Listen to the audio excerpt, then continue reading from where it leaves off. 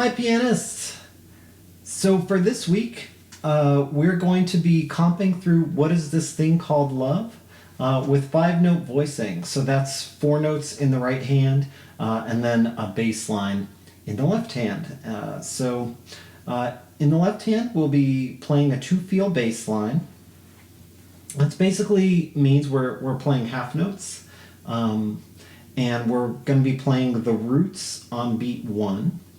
And we'll be playing either the fifths or the flat fifths on beat 3. So for minor 7 flat 5 chords, instead of playing the regular fifth, we're going to play the flat fifth. And then also for the dominant 7 altered chords, rather than playing the natural fifth, we're going to play the flat fifth. So just doing a little bit of the bass line with this G minor 7 flat 5 on beat 1, we're going to have G, the root. And then on beat 3, we're going to have not D, which would be the natural fifth, but we're going to have D flat, the flat fifth. And that's going to lead down to C for C7 altered. So that's the root of the chord. And then on beat 3, rather than playing the fifth, we're going to play the flat fifth. We're going to play G flat. So putting that together, and the G flat is then going to lead down to F for the root of the F minor 6/9 chord.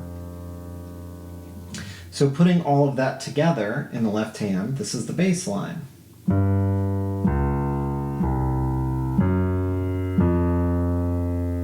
And then on that F minor 6/9 chord, we are going to just play the natural fifth, not the flat fifth. So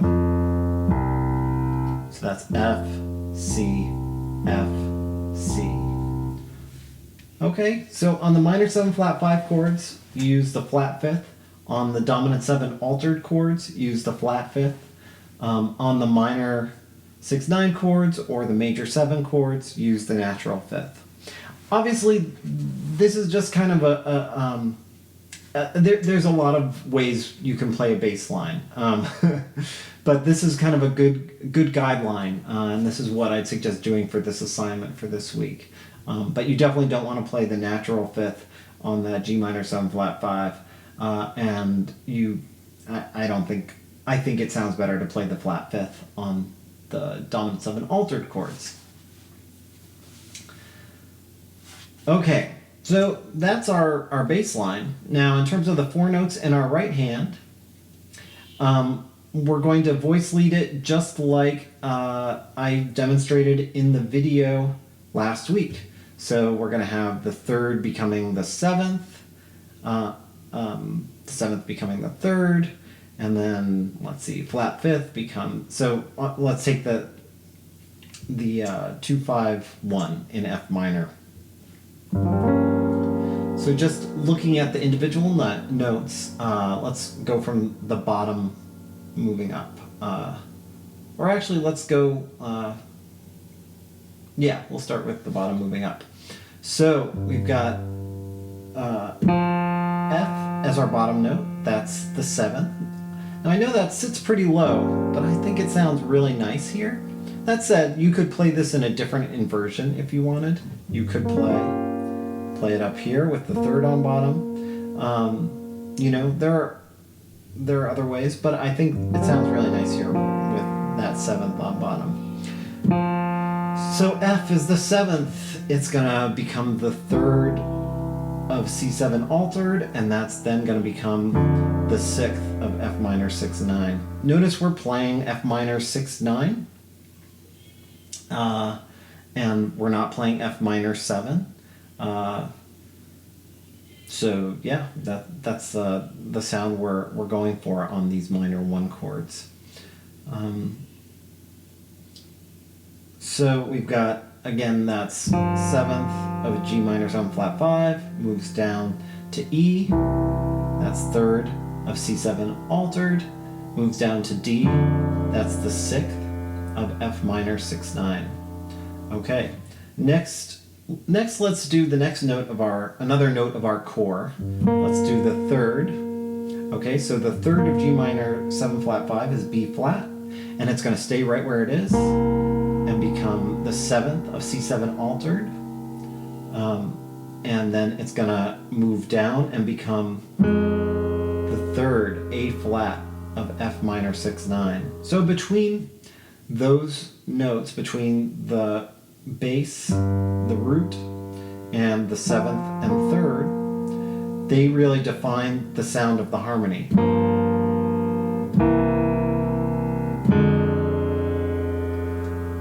Right, those really tell us the chord qualities. And then the rest of the notes, now we're at the color. So we're going to actually, we could, if we wanted, we could play a 9th on the G minor 7 flat 5.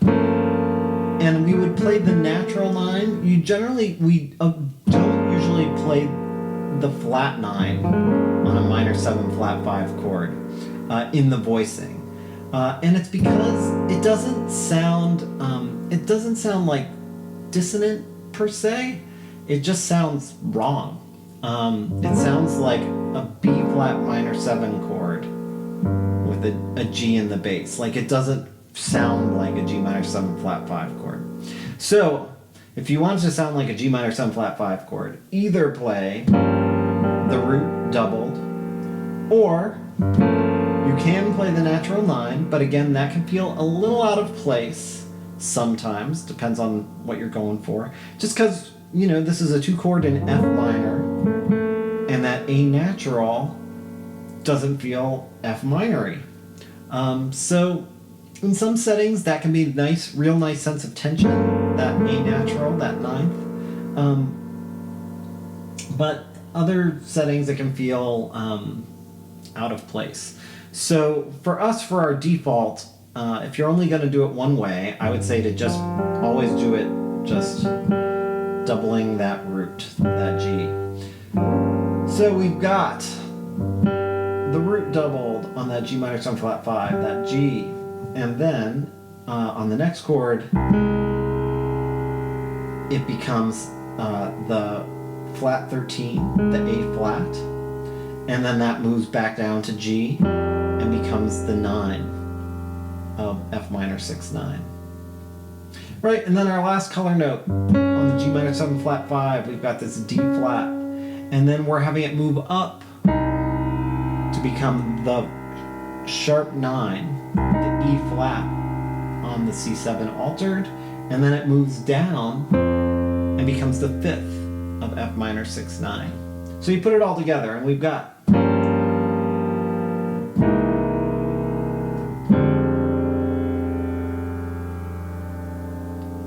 sounds good. Okay.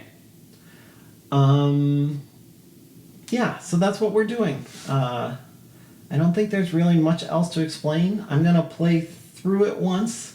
And this is harmonically an AABA form. So the nice thing for you all learning to just comp through it is all of the A sections are the same. It's really just 16 bars total, because even though it's a 32 bar tune, there's only, 8 of those bars happen 3 times. So as you're working out your practice plan for this week, you only really have 16 bars to deal with. So if you were to do even if you do 3 or 4 bars a day, you'll get through this with time to spare. Okay, I'm gonna just play through the A section comping, and I'm going to just so you can hear it and sort of see how I treat it.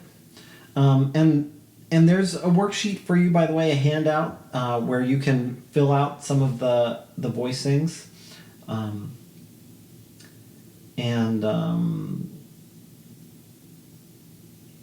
Yeah.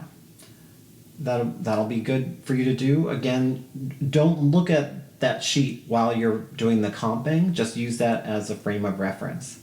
I suppose, I'm going to go through the second 4 bars of this too, just so we're clear.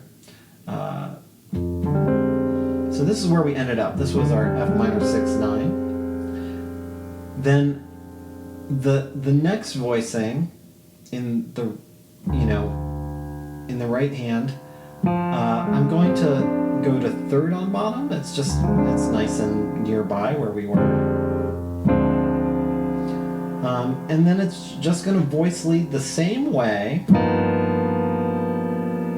for that 2-5, right? So 3rd becomes 7th, and 7th becomes 3rd, and flat 5th becomes sharp 9, and the doubled root becomes flat 13, so we put all that together. But then instead of going to a minor 7, or to a minor 6-9 chord, we're going to a major 7 chord.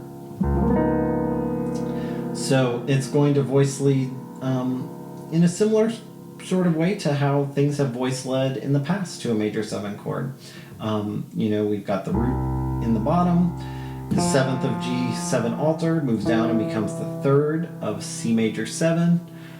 The 3rd, the B of G7 altered, stays where it is and becomes the 7th of C major 7. The A sharp on G7 altered, which is the sharp 9, is going to move down a half step and become the 13. Okay, so we've got that 9-13 motion. And similarly, the flat 13 on G7 altered is going to move down a half step and become the 9 of C major 7. So again, we've got that 13-9 motion. So putting all of that together, the G7 altered moves down to C major 7. Okay, I think the rest of this is going to be pretty straightforward. I will say when we get to the bridge, I chose kind of a lower inversion for that C minor 7, just because that's sort of where we had ended up. And I think it works nice, but it would also be fine if I wanted to jump up an inversion. Maybe instead of, when we get there, I'll probably play it with the 3rd on bottom on that C minor 7, which is it's fine. It's within range, but it's a little low. If I wanted to, I could jump up there and have a B flat on bottom.